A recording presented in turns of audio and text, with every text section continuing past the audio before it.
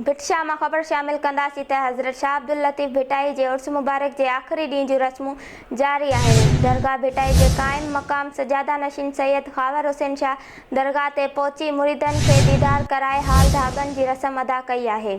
इन मौक़े ते दरगाह बलड़ी शाह करीम जी सजादा नशीन समेत भिटाई ख़ानदान जा फ़र्द डॉक्टर जवाद हुसैन, सैयद यासिर अब्बास, शाह लतीफ़ी, सैयद इरफान शाह ऐं ॿिया बि गॾु मौजूदु हुया। हाल धागनि जी रस्म में वॾे अंग में अक़ीदतमंद मुरीद ऐं शाह लतीफ़ फाउंडेशन जा अहदेदार ऐं मेंबर भी शरीक थिया। दरगाह जे क़ाइम मक़ाम सजादा नशीन सैयद ख़ावर हुसैन शाह लतीफ़ी जो चवणु हो त मुर्शद लतीफ़ जी आयल पंडिड़नि लाइ दुआ करियूं था।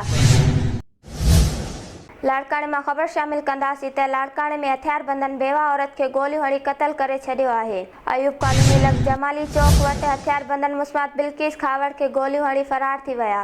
वाक़िए जो इतला मिलण बैदि पुलिस पहुची लाश अस्पताल मुंतक़िल कयो। पुलिस जो चवणु आहे त जवाबदार मज़हर खावड़ ॾे औरत जा वीसी जा पैसा रहियल हुया, जेके जवाबदार पारां वापसि न करण जी सूरत में औरत खे धमकियूं ॾींदो रहंदो हुयो। पुलिस जो वधीक चवणु आहे त औरत जे वारिसनि पारां जवाबदारनि खे सुञातो आहे।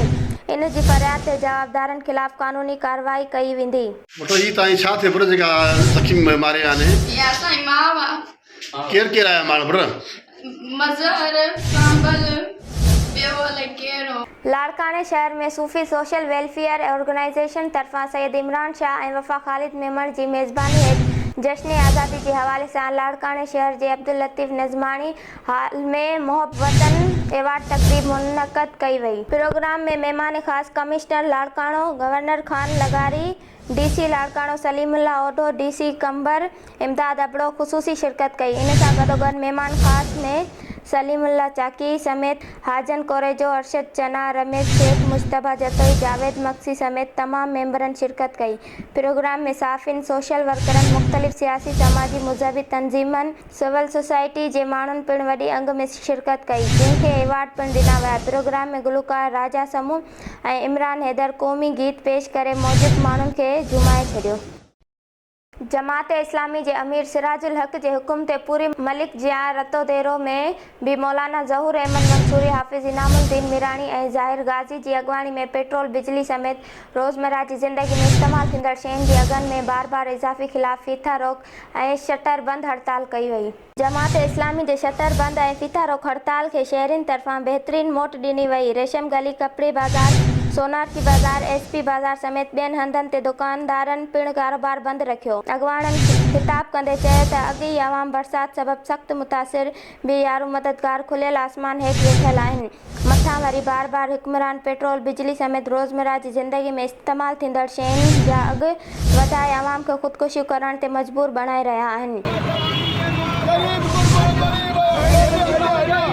खानपुर महल लॻ ॻोठ अली शेर मलिक जी रवासिन अब्दुल जब्बार मलिक, नज़ीर अहमद मलिक ऐं अब्दुल हमीद मलिक जी अॻवानी में प्रेस क्लब खानपुर महल पहुची हमलो कंदड़ बाअसर जवाबदारनि ख़िलाफ़ एहतिजाजी मुज़ाहिरो कयो। इन मौक़े ते मुज़ाहिरीन ॻोठाणनि दायूं त बाअसर जवाबदारनि अरबेलो मलिक, चंद्र मलिक, सदाम, सजाद ऐं महबूब मलिक असांजे घरनि ते हमलो करे लठियूं ऐं कुआड़ियूं हणी नज़ीर अहमद मलिक ऐं अब्दुल हमीद खे ज़ख़्मी करे छॾियो। सगावती मामले तां जवाबदारनि हमलो करे असांजी हिकु औरत मुस्मात ज़मीरा मलिक ज़ाल हाजिर मलिक खे ज़बरदस्ती पाण सां वठी विया। वाक़िए जे एनसी रिपोर्ट खानपुर महल थाणे ते दाख़िल कराई आहे। मुज़ाहिरीन एसएसपी घोटकी खां मुतालबो कयो त फौरी तौर जवाबदारनि खे गिरफ़्तार करे असां सां इंसाफ़ कयो वञे। कोर्ट में जंहिंमें पोइ अची असांखे धक हणी विया, मूंखे बि मुंहिंजे भाउ खे बि धक ॾाढो हुयो। खानपुर महल में घाटे तौड़ महांगाई ख़िलाफ़ मुख़्तलिफ़ ॻोठनि जे रवासिन पारां एहतिजाजी मुज़ाहिरो करे धरणो हयो वियो। अब्दुल ख़ालिक गडाणी, याकूब लुंड, वकील मेहराब गडाणी, अतरशर रफ़ीक लुंड, मुख्तियार मलिक ऐं ॿियनि जो चवणु आहे त मौजूदा हुकूमत घाटे तौड़ महांगाई करे ग़रीब माण्हू खे ख़ुदकुशी करण ते मजबूर करे छॾियो आहे, पर हुकूमत लापरवाही जी हद करे छॾी आहे। हिकु हुकूमत खाधे पीते जी शयुनि जा अघ वधाए छॾिया आहिनि, मथां वरी खानपुर महल जे मुनाफ़े खोरनि हिकु हटी क़ाइमु करे छॾी आहे। हिननि चयो त खानपुर महल में असिस्टेंट कमिश्नर ऐं मुख्तियार कार्ड तोड़े लाॻापियल खातनि जा अमलदार गाइब आहिनि।